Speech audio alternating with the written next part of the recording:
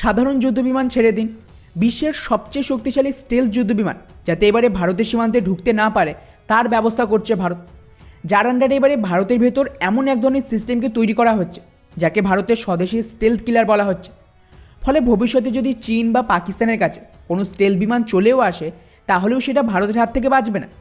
হ্যাঁ, এখানে অনেকে এটাও দাবি করতে পারেন যে ভাই চীনের কাছে অলরেডি স্টেলথ যুদ্ধবিমান রয়েছে, যেমন ধরুন J-20, আর পাকিস্তানও তো চীনের থেকে J-31 কিনছে, ফলে দুই দেশের কাছে বেশি শক্তিশালী বিমান থাকবে।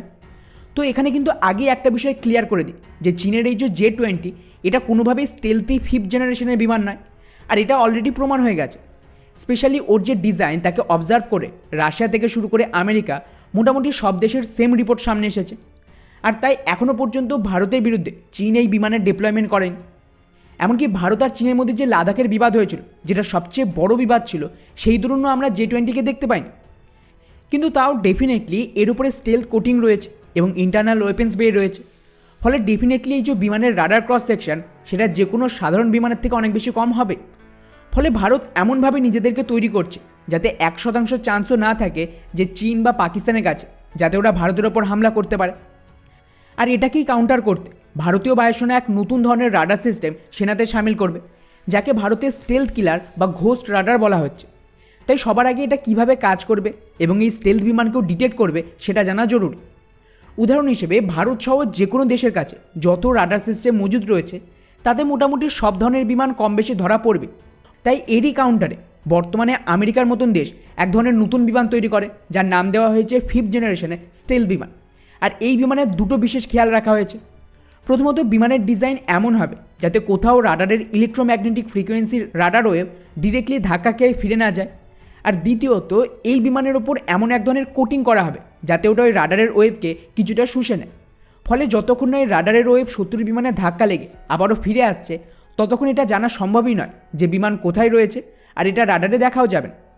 আর এই সমস্যার সমাধান করতে এখন এক নতুন সিস্টেমকে তৈরি করা হচ্ছে যেখানে রাডারে কোনো ধরনের রেডিও ওয়েভ শত্রুর বিমানের দিকে যাবেই না।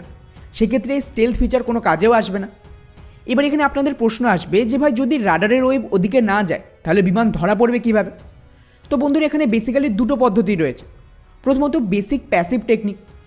এখানে কী হবে, শত্রুর বিমানেও একটা রাডার লাগানো থাকবে যার ব্যবহার করে ওটা অন্য বিমান আর টার্গেটকে ডিটেক্ট করে।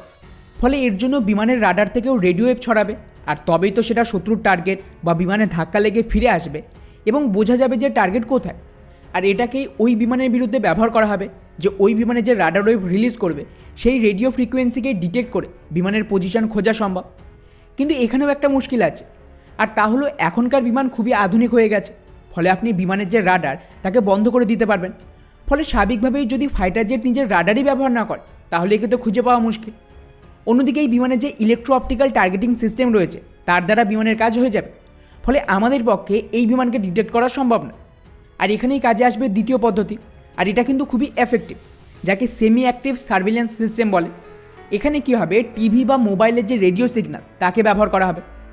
উদাহরণ হিসেবে পাকিস্তানের তরফ থেকে ভারতের ভেতর কোনো স্টেলথ যুদ্ধবিমান ঢুকলে ডেফিনেটলি এই এরিয়াতে টিভি, রেডিও বা মোবাইলের সিগন্যাল তো থাকবে।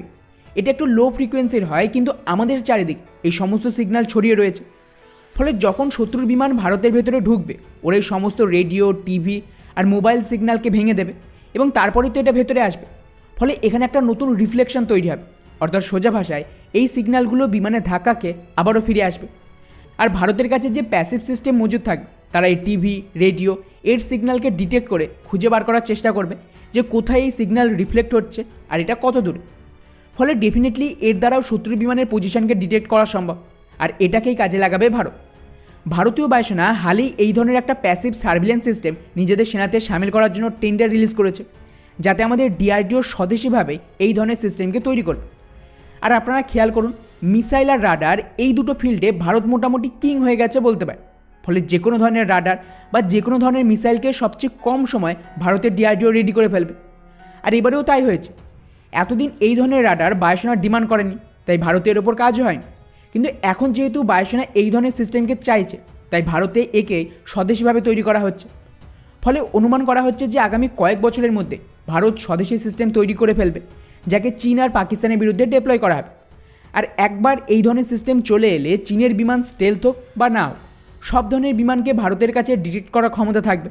ফলে ভারতের জন্য এটা একটা নতুন গেম চেঞ্জার হবে।